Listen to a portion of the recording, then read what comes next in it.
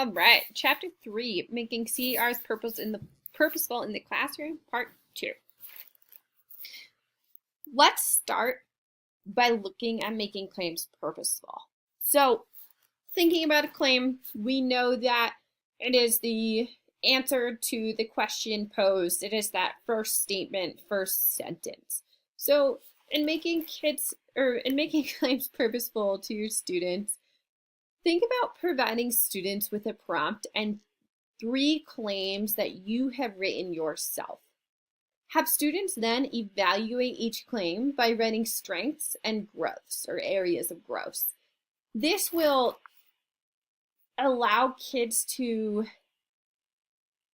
just look at 3 examples of claims and then they will go through the thought process. Okay, is this claim answering the question that is posed? Is it answering it? Is it specific? And is it setting the stage for the evidence and the reasoning? So kids can do that.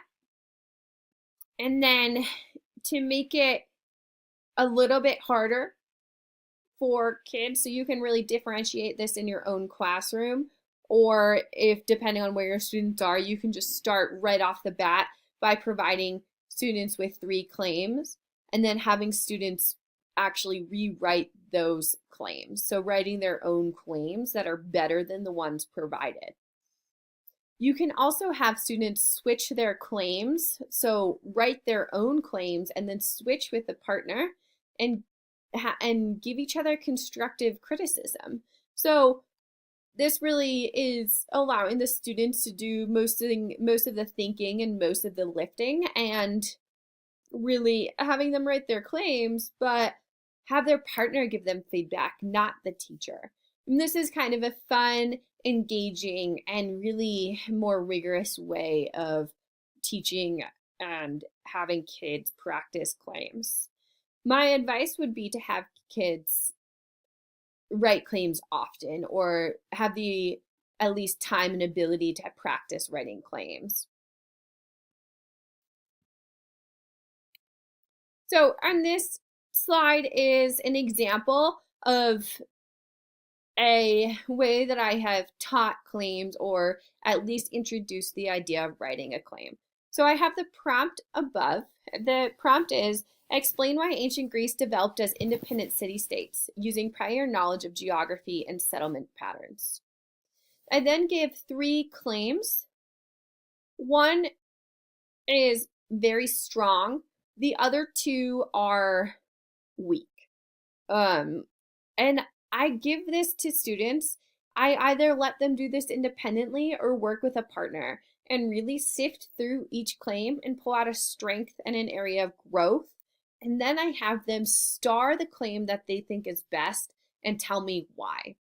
So this resource will be, and all resources will be made available to you. You are more than welcome to use them in your classroom, this same exact one, or change it to apply to what you are talking about in your own classroom. But this is a really excellent resource to get kids to begin thinking what makes a great claim without them actually having to immediately write them. Purposeful evidence. Evidence is tricky. I find that it's often the one that kids struggle with the most. So when thinking about evidence, we want to phrase it to kids in a way that this is the part of the paragraph where they need to prove that they are right. So if kids are really keen on arguing or debating in class, then this is a really great opportunity to phrase evidence in a light of, whoa, this is going to make your argument so much stronger. So a good way to do this is to provide students with a claim and 4 multiple choice answers that include different pieces of evidence from a text that they've read.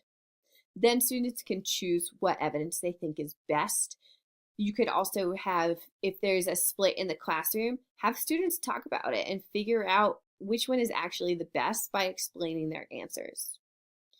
You can also provide students with 1 claim and 3 pieces of evidence to evaluate. So instead of choosing the best, we're actually looking at 3 pieces of evidence and saying why it's good or why it's bad and why it could be better. Provide students with a more complex claim and substantial evidence to evaluate. So this could be thinking about higher level classes, older kids, or kids that are used to doing this sort of stuff. Provide them with just a harder or more rigorous claim and piece of text that they can choose evidence from to evaluate, or evidence that has been chosen for them that they can evaluate. And then lastly, you can have students rewrite evidence to support the given claim. On this page, this is a choosing evidence outline or lesson that I've taught before. I really taught this I introduced this to middle schoolers. So it says when you choose a piece of evidence, you want to make sure it directly supports your claim. If your evidence has nothing to do with your claim, it is useless. Directions are to choose the best piece of evidence below to support the claim. Explain why the evidence is the best or why it's not. So I give them the claim. Pizza is the tastiest food in the world because you can personalize it to your own satisfaction. So the claim is relatable to most kids. It doesn't really have much academia behind it. They don't need to dive deep into a text to use and really use thoughtful annotations to dissect this claim, right? So I provide them with 3 pieces of evidence, and they're going to explain if this is why this piece of evidence is the best or why it wouldn't work. So evidence 1, for example, pizza is enjoyed by many different people from many different countries. Evidence 2, for example, you can put almost any topping you want on pizza to make it taste the way you want it to taste. And evidence 3, for example, pizza tastes really good. So here, there are 2 pieces of evidence that could maybe work, but there's one, evidence 2, that is clearly the best piece of evidence to support this claim. Evidence 3 really does nothing to support the claim. So the idea here is students just getting familiar with choosing evidence, and this can be made harder, and this can be given multiple times throughout the year or throughout the semester in many different ways to really help students build the skills to choose the best evidence. Purposeful reasoning. Provide students with a full CER and have them evaluate the reasoning. You can also provide students with a full CER and then have them edit the reasoning. So tell why it's good, why it's bad, and then have them actually make an edit to make it better or to make it fit with the evidence and the claim better. You can also provide students with a CER and have them write their own reasoning. So the bulk of the work is done. They just need to really practice writing that last sentence or 2 sentences that tie everything together. You can then have students evaluate each other's. I have a full CER and a one sentence reasoning at the very bottom. There's space for kids to evaluate. There's also space for kids to rewrite if needed.